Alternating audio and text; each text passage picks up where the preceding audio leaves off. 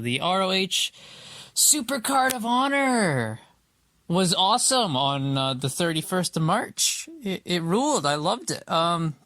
Let's get into this quick little thing here. So we kick off with what was easily match of the night, just right off the bat, with El Hijo del Vikingo versus Commander for the AAA Mega Championship. These two just stole the show, man. They were doing some incredible stuff. Commander got some height on a springboard, plancha, not even plancha, like a springboard twisting moonsault to the outside. Hijo del Vikingo just springboarding around like a freaking yo-yo. These guys killed it, man. If there's any match you watch from this pay-per-view, this is the one. If you weren't going to watch this pay-per-view anyway, you need to find this out. Like, this is match of the year quality candidate. Like, it was insane, dude. I loved this match. This is great for Vikingo, especially coming off the big thing with Kenny Omega on Dynamite, where those two just had a barn burner, and then he has another one with Commander. It was great. I loved this match. I thought it was fantastic. So definitely seek this one out. This match in particular. Then we had the Embassy defend their ROH six-man tag titles against the team of AR Fox, Blake Christian, and Grand Metalik. There was a bit of a buzz around this one because of Brian Cage. It was said that, his contract was coming up, and this match was going to pretty much decide whether or not he stays or goes, right? If he loses, okay, that means he's leaving. If he wins, he stayed. And in the end, after a pretty good short match, the Embassy retained, with Brian Cage getting the pin on Blake Christian, I believe. So Brian Cage sticking around. I guess he re-signed. There hasn't been any news yet, but I'm assuming he's at least talked to Tony enough that it's only inevitable that he will stay. Then we had Athena versus Yuka Sakazaki for the ROH Women's Championship. Like I think I said in my predictions, this is a match that's been entirely built on AEW Elevation and a bit of on ROH TV from what I've seen. So there isn't too much build there unless you've seen those two, which most people watching this probably haven't. But it was a good, solid match. The type of match I expected. Athena living up to her name as the American Joshi with the hard-hitting style, and Yuka Sakazaki was right there with her. In the end, Athena retained, and it was a solid match. Then we had Samoa Joe versus Mark Briscoe for the ROH TV title. This was the shock for me. I thought Mark Briscoe was going to win. They showed his family was in front row. But in the end, Samoa Joe made him tap out. Well, not tap out. He passed out to the Coquina Clutch, which I was shocked. I was like, oh, wow. Because I think everyone thought, okay, now Mark's going to have a singles run that will eventually lead to him winning the world title, being like Jay, right? Like, we would lead to that.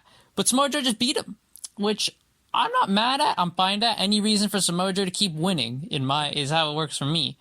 I'm more happy for Samoa Joe to keep the belt and just win. I love seeing Samoa Joe win. So yeah, Samoa Joe retained. All right, fine with that. Then we had, this was awesome, Tana freaking Hashi, who was probably here because he was at the Multiverse New Japan and Impact show and just decided, yeah, I'll make a stop here. He faced Daniel Garcia. How cool this must have been for Daniel Garcia to face Tanahashi. Daniel Garcia was working the knees. That's Tanahashi's weakness right now, is his knees, because he's got no cartilage in them. So how does this man freaking walk, let alone wrestle, dude? I don't get it.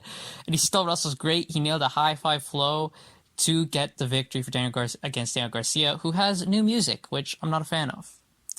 Then we have the Reach for the Sky ladder match to determine the new ROH Tag Team Champions. We also have new belts, which I like. It's like the pure title, the ROH World title, and the tag title's got a bit of a redesign where it's like a more modern version of the classic ones, which I'm fine with. But this match is second match of the night. It goes the AAA title match, and then this one for match for the two best matches. This was great. Anyone but the Kingdom, really, for me. Screw the Kingdom.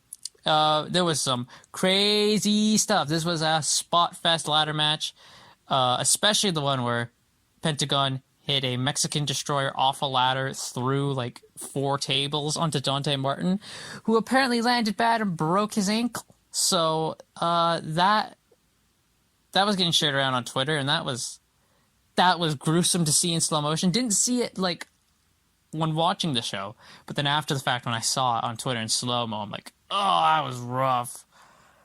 Then But this was great. The Lucha Bros in the end won the ROH tag titles. So I was shocked by it. I didn't think so because, I see them as the big AEW talent here, that they were just here to just be a big name and get eyeballs on the match, but they just won it, and that's fine with me. All for that. It wasn't the Kingdom. Wheeler Yuta defended the Pure Championship against freaking Shibata. And thank God Shibata hit the PK and took this man Wheeler Yuta out. Thank God. Shibata wins the Pure title. That was a huge shock and a surprise, but a freaking welcome one, man. I am so happy that Wheeler Yuta lost this belt and Shibata won it. Oh, dude, we're gonna have some great match. We can get Shibata versus Danielson. Let's go. And then in the end, in our main event, Claudio Castagnoli defended the world title against Eddie Kingston. In the end, Claudio with the victory. He hit the Ricola, the Gotch neutralizer, uppercut, just a bunch of stuff, one after the other, to win and beat Eddie Kingston. After the match, looked like Wheeler Yuta and him were going to beat down Eddie Kingston, but Shibata came out to kind of send them off and stop the beatdown. So overall, I loved Supercard of Honor. I loved this show. Every match I was in, I was watching. I wasn't bored at all throughout the whole show, and the show went about 3 hours. I was invested 100% through. Was there some duds? Yeah, the women's match was maybe a bit of a cool down, and the Joe and Mark Briscoe match wasn't as good as I thought it was going to be. So there is a bit of negatives there, but overall, it was just an enjoyable show. That was a fantastic wrestling show, right? And that's all I want. So I'm gonna give this a 9 out of 10, and I think this is the most I've enjoyed a wrestling show this year. Was Supercard of Honor, which is great. But then the next day was NXT Stand and Deliver. Less looking forward to this one. So we had, kicking it off, a NXT Women's Championship match and a ladder match with Roxanne Perez defending against Zoe Starks, Gigi Dolan, Indy Hartwell, Lyra Valkyria, and Tiffany Stratton. This match, ladder match, not as good as the one on Ring of Honor, which I was constantly comparing this to, which maybe I shouldn't have because that's an entirely different breed. Gigi Dolan almost won the belt, but then JC Jane returned and knocked her off. Oh no. Indy Hartwell, she took out everyone was laid out. This was Indy Hartwell's moment, but she couldn't climb. She was too hurt. Then Dexter Lumis showed up out of the ring and helped her climb the ladder and win. And Indy Hartwell is the new NXT Women's Champion. Okay, I'm not against it. I am shocked they took the belt off Roxanne right away. Maybe she's going up. Who knows? But this is cool for Indy Hartwell. She has been what else is there for her to do in NXT? She's just kind of lounging around, but now she's got a direction. She won the title. So good for her. We had a triple threat match next for the NXT tag titles as Gallus defended against the D'Angelo family, Yagabagoo, and the Creed brothers. This was a great match, really. Better than I thought it was going to be, so that's always good. The big surprise. Well, there was a bit of a botch where they did a triple doomsday device on the outside that would have looked so cool if Brutus did not miss the cannonball that he needed to hit and he just whiffed past them, which sucked. But the big surprise was the return of Joe Coffey. I have been asking where the hell has Joe Coffey been for months, and I got my answer. The man is back, and he helped Gallus retain the titles. Gallus boys on top. Let's go. Then we had a fatal five-way match for the NXT North American Championship. Wesley defending against Dragon Lee, Axiom, Ilya Dragunov, and J.D. McDonough. This was match of the night. This wasn't as good as I thought it was going to be. I thought they were going to go a lot more crazier than they were, but this was still a good match. They kept the stories alive with Dragunov and McDonough still going at each other. And in the end, just like we thought, Wesley retains. Then we had Johnny Gargano versus Grayson Waller, unsanctioned match. This match was all right. It was better than I thought it would be, which is good. At least I wasn't bored throughout the match. Johnny Gargano beat Grayson Waller, thank God. Then we had, didn't care about this one, the NXT Women's Tag Titles. Apparently, Alba Fire and Isla Dawn win because Kiana James tried to cheat, but Brooks Jensen said, no, you can't do that. That's not the good guy thing to do. And then she got pinned, and oh no, they're going to break up or something. I don't know. And then in the main event, Braun Breaker dropped the NXT Championship to Carmelo Hayes. So there we go. I think we all expected that, though. So there we go. Does Braun go up to the main roster? That's what I assume.